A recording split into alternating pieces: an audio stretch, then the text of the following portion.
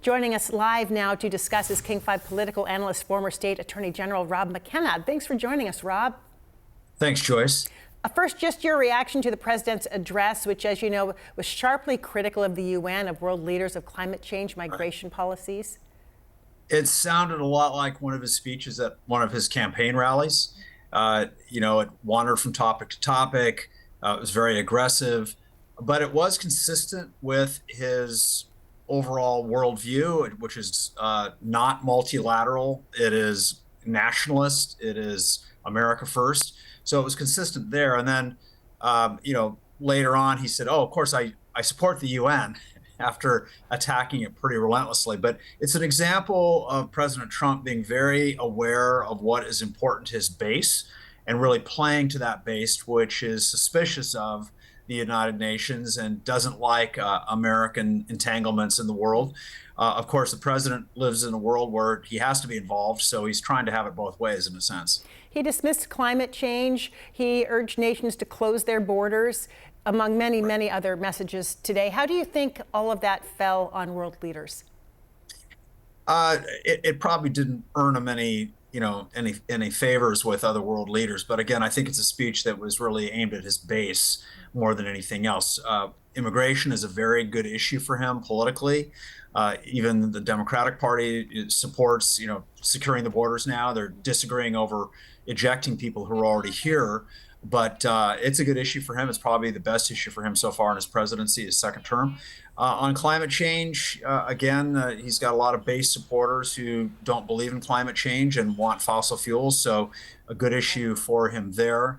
It takes some attention away from other issues he'd probably rather not talk about. So it makes sense that he try to focus on the messages that he thinks are most important and effective for him.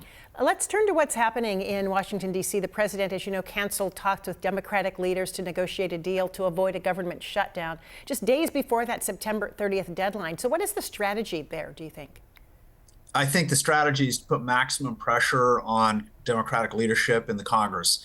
And they're able to do that because the House Republicans have already passed a stopgap funding measure.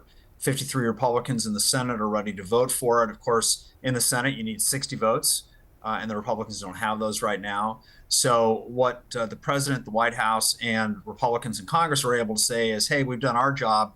If the government partially shuts down, it'll be the Democrats' fault. So they're playing a game of chicken here. This is not, of course, the only time this has happened. We've had partial shutdowns 14 times since 1981. I think here, President Trump is betting that refusing to meet increases pressure and makes it likelier that the Democrats will be blamed if there is a partial shutdown.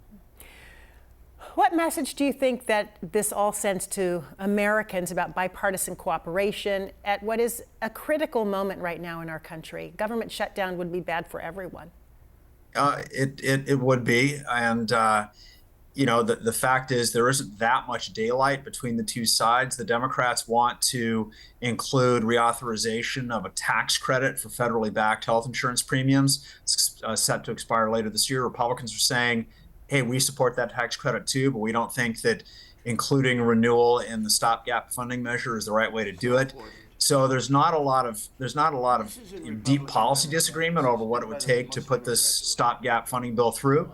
But neither side is willing to give in to the other side yet, and we'll see if that changes before the cutoff. Before I run out of time, on the top of many people's minds, this controversial decision by Disney to pull Jimmy Kimmel from ABC, then bring him back. How consequential do you think this is, and what do you make of the decisions by media companies Nexstar and Sinclair to not air the show? It will not air tonight in Seattle, for example. Well, they have issues with the Federal Communications Commission that they're obviously concerned about, and so they're playing it safe. And until those issues are resolved, they're going to stick by their guns. Sinclair is a conservative-owned media company, and they figure it doesn't hurt them with their investors. On the other hand, you've got a lot of viewers who probably aren't very happy about it. So I think you're seeing politics factor into this, and at the same time, there's a lot of politics in late-night television these days.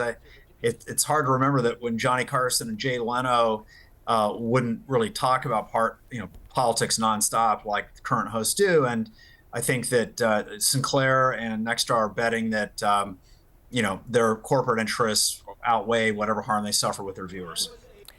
Our next conversation will have to focus more on the issue of free speech. But we're out of time for today, and I just want to say thank you for your time and your insight. We really appreciate you, Rob McKenna.